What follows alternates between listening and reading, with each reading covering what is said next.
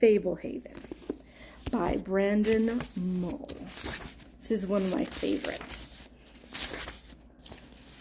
Chapter 1. A Mandatory Vacation. Kendra stared out the side window of the SUV, watching the foliage blur past. When the flurry of motion became too much, she looked up ahead and fixed her gaze on a particular tree, following it as it slowly approached, streaked past, and then gradually receded behind her. Was life like that? You think you could look ahead to the future or back at the past, but the present moved too quickly to absorb? Maybe sometimes. Not today. Today, they were driving along an endless 2-lane highway through the forested hills of Connecticut. Why didn't you tell us Grandpa Sorensen lived in India? Seth complained.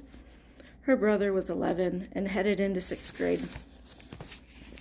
He had grown weary of his handheld video game, evidence that they were on a truly epic drive. Mom twisted to face the back seat. It won't be much longer. Enjoy the scenery. I'm hungry, Seth said.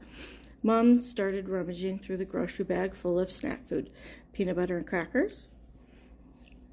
Seth reached forward for the crackers. Dad, driving, asked for some almond roca. Last Christmas, he had decided that almond roca was his favorite candy and that he should have some on hand all year long. Nearly 6 months later, he was still honoring his resolution. Do you want anything, Kendra? I'm fine. Kendra returned her attention to the frantic parade of trees. Her parents were leaving on a 17-day Scandinavian cruise with all of the aunts and uncles on her mother's side. They were all going for free, not because they'd won a contest. They were going on a cruise because Kendra's grandparents had asphyxiated. Grandma and Grandpa Larson had been visiting relatives in South Carolina. The relatives lived in a trailer. The trailer had some sort of malfunction involving a gas leak, and they all died in their sleep. Long ago, Grandma and Grandpa Larson had specified that if they died, all their children and all of their spouses were going to use an allocated sum of money to go on a Scandinavian cruise. The grandchildren were not invited. Won't you get bored stuck on a boat for 17 days? Kendra asked. Dad glanced at her in the rearview mirror. The food is supposed to be incredible. Snails, fish eggs, the works. We're not all that thrilled about the trip, Mom said sadly. I don't think your grandparents envisioned an accidental death when they made this request, but we'll make the best of it. The ship stops in ports as you go, Dad said, deliberately redirecting the conversation. You get to embark for part of the time. Is this car ride going to last 17 days? Seth asked. We're nearly there, Dad said. Do we have to stay with Grandma and Grandpa Sorensen? Asked Kendra. It'll be fun, Dad said. You should feel honored. They almost never invite anyone to stay with them. Exactly. We barely know them. They're hermits. Well, they were my parents, Dad said. Somehow I survived.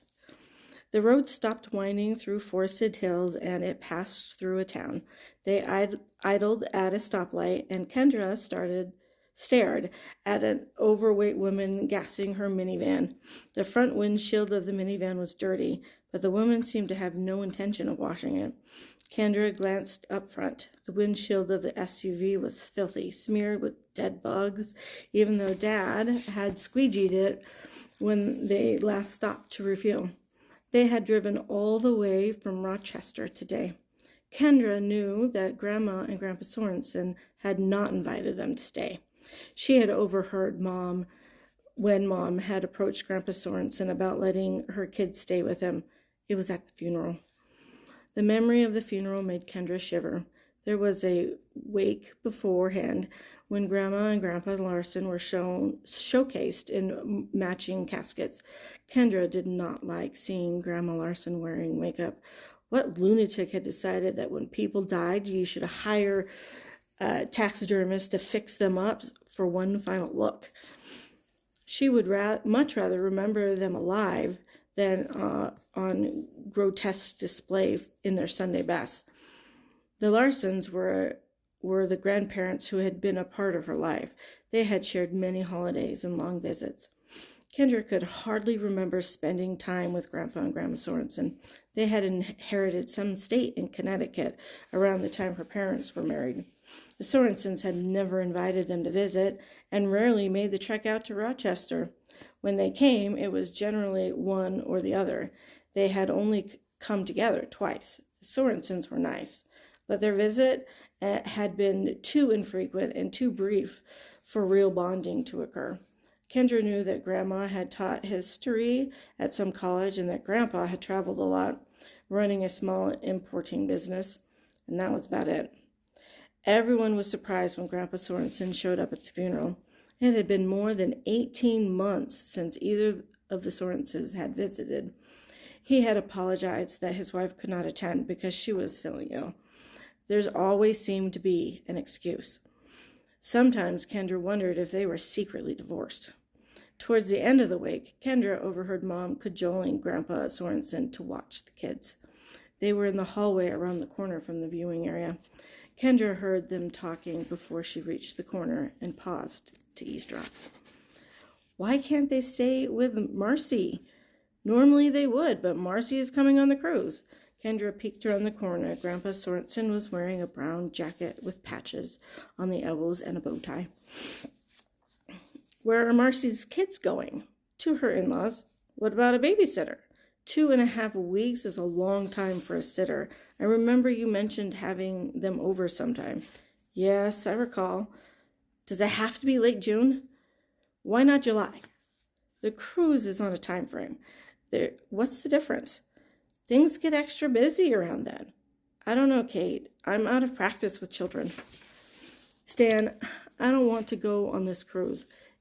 It was important to my parents, so we're going. I don't mean to twist your arm, Mom said on the verge of tears.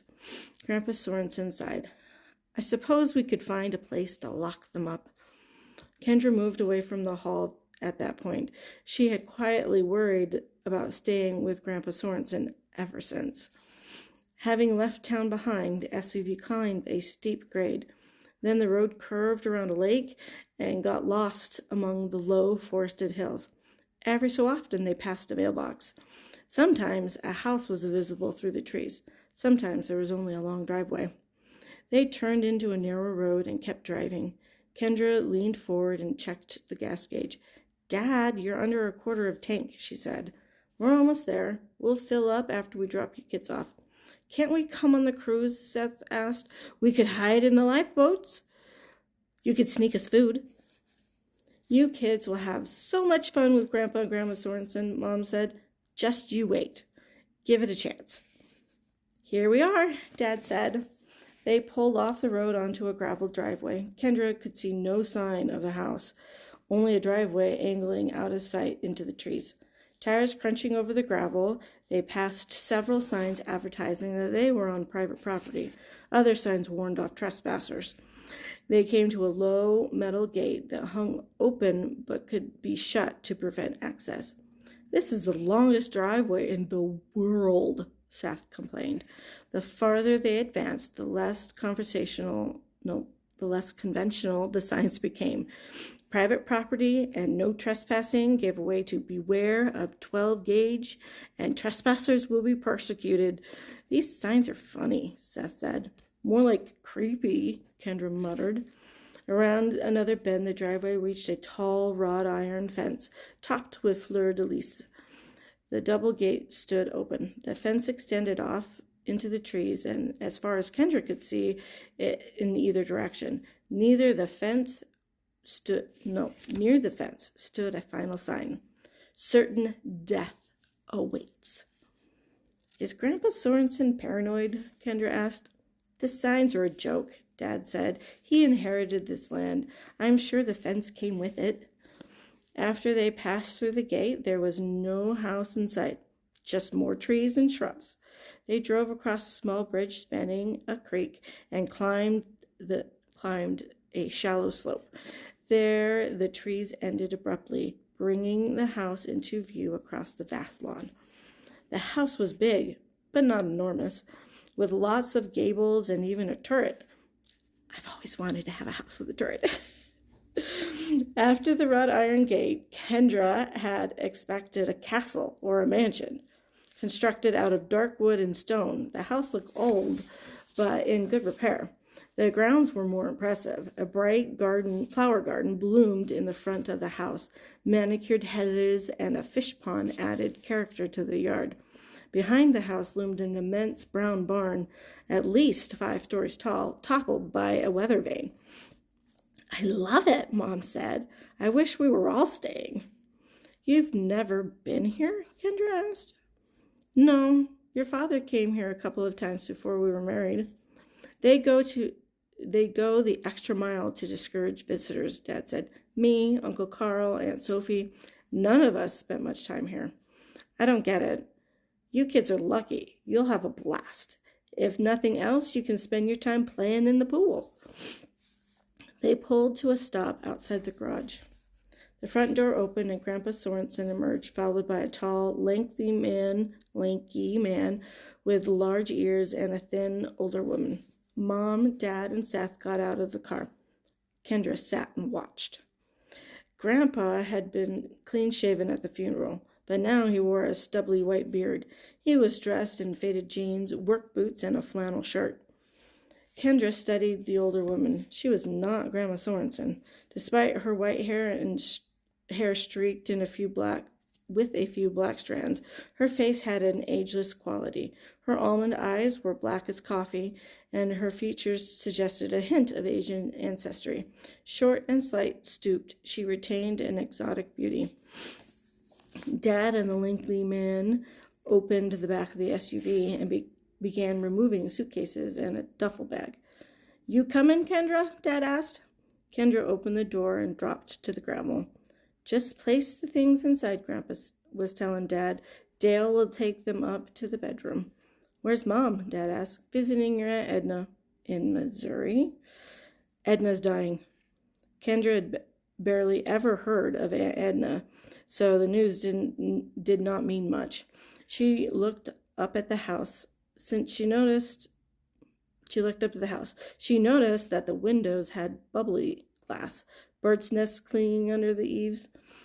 They all migrated to the front door. Dad and Dale carried the large bags. Seth held a smaller duffel and a cereal box. The cereal box was his emergency kit.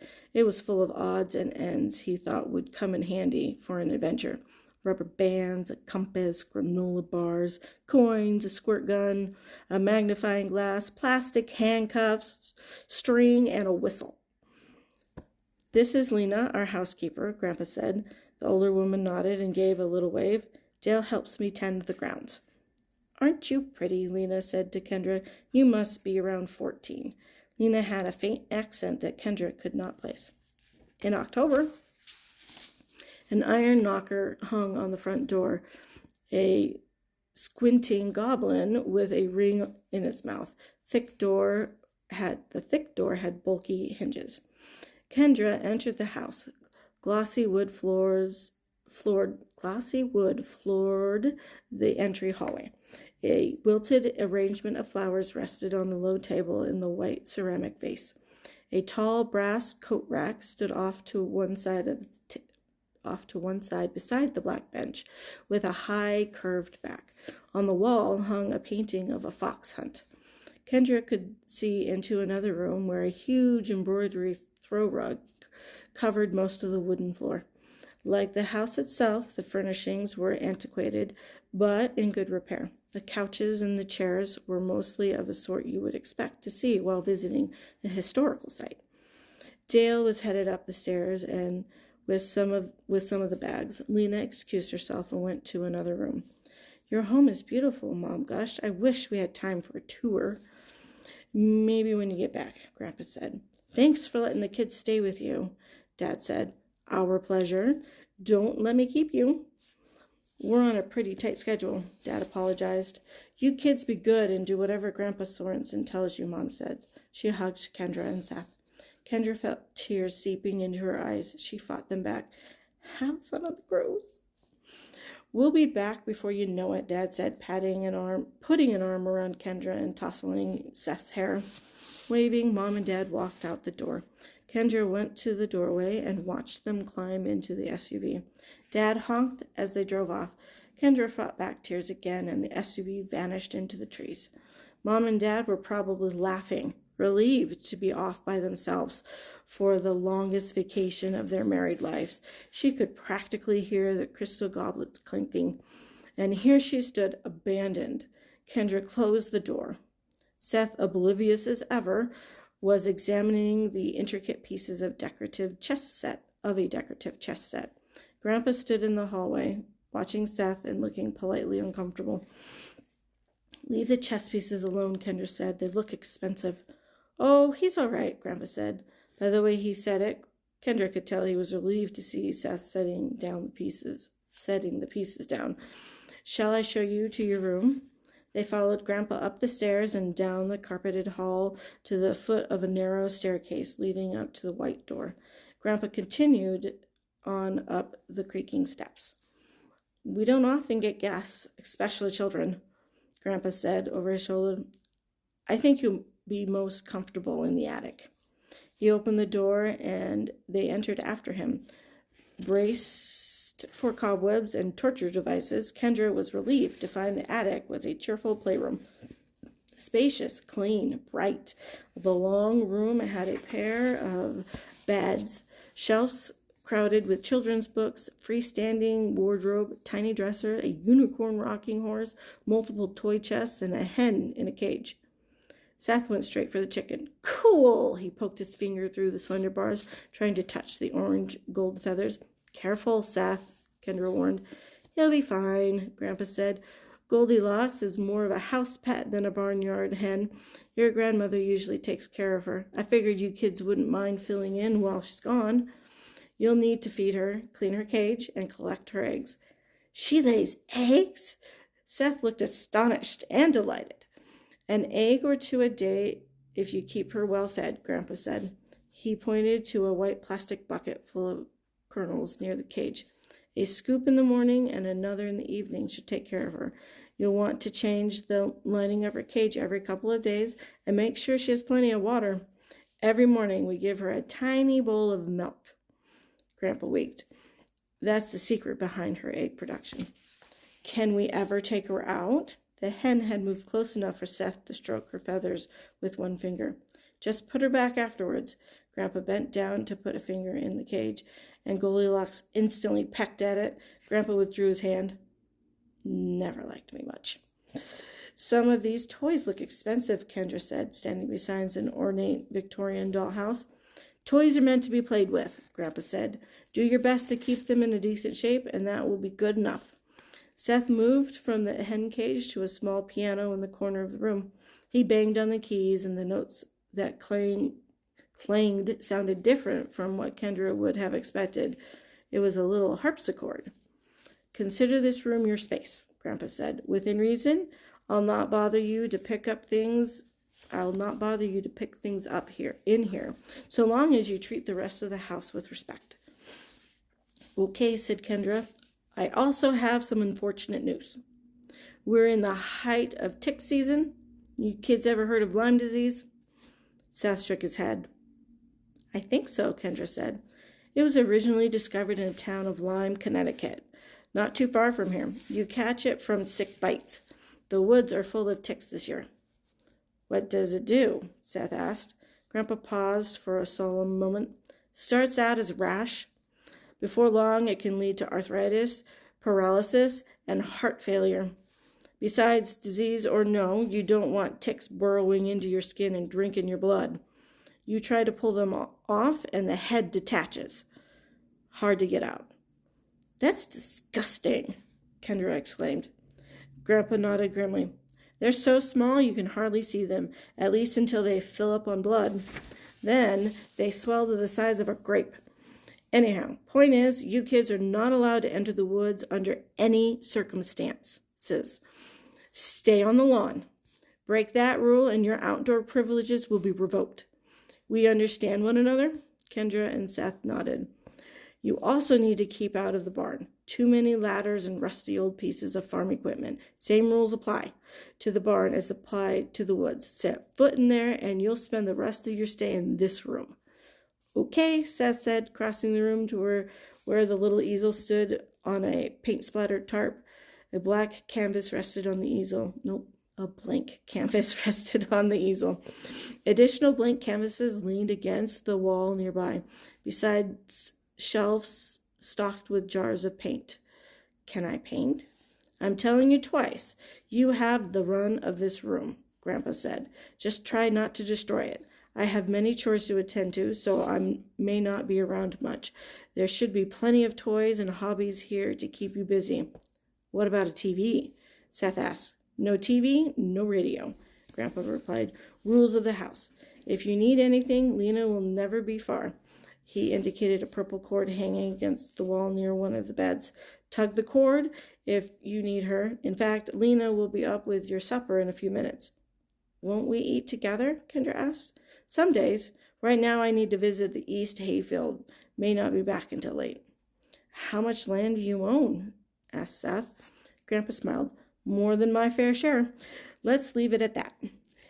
I'll see you kids in the morning. He turned to leave and then paused, reaching into his coat pocket. Turning back, he handed Kendra a tiny key ring holding 3 miniature keys of varying size. Each of these keys fits something in this room. See if you can figure out what each can unlock. Grandpa Sorensen walked out of the room, closing the door behind him. Kendra listened as he descended the stairs. She stood at the door, waiting, and then gently tried the handle. It turned slowly. She eased the door open, peered down the empty stairway, and then closed it. At least he hadn't locked them in. Seth had opened the toy chest and was examining the contents. The toys were old-fashioned but in excellent condition. Soldiers, dolls, puzzles, stuffed animals, wood blocks. Kendra wandered over to a telescope by the window. She peered into the eyepiece, positioned the telescope to look through the window pane, and began twisting the focus knobs. She could improve the focus, but couldn't get it quite right. She stopped fiddling with the knobs and examined the window. The panes were made of bubbly glass, like those in the front of the house. The images were being distorted before they reached the telescope. Unfastening the latch, Kendra pushed the window open. She had a good view of the forest east of the house, illuminated by the golden hues of the sunset. Moving the telescope closer to the window, she spent some time mastering the knobs, bringing the leaves on the trees below into crisp focus. Let me see, Seth said. He was standing beside her. Pick up those toys first. A mess of toys lay piled near the open chest. Grandpa said we could do what we wanted in here. Without making it a disaster, you're already wrecking the place. I'm playing. This is a playroom. Remember how Mom and Dad said we need to pick up after ourselves? Remember how Mom and Dad aren't here? I'll tell. How? Stick a note in a bottle? You won't even remember by the time they get back. Kendra noticed a calendar on the wall. I'll write it on the calendar. Good. And I'll look through the telescope while you're doing that. This is the one thing in the room I was doing. Why don't you find something else? I didn't notice the telescope. Why don't you share? Mom and Dad also tell us to share. Wait, don't Mom and Dad also tell us to share? Fine, Kendra said. It's all yours. But I'm closing the window. Bugs are coming in. Whatever. She shut the window. Seth looked into the eyepiece and started twisting the focus knobs. Kendra took a closer look at the calendar. It was from 1953.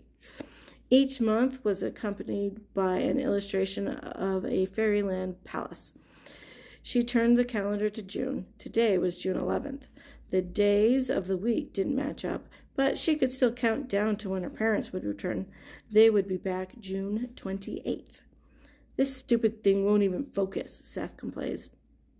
Kendra smiled.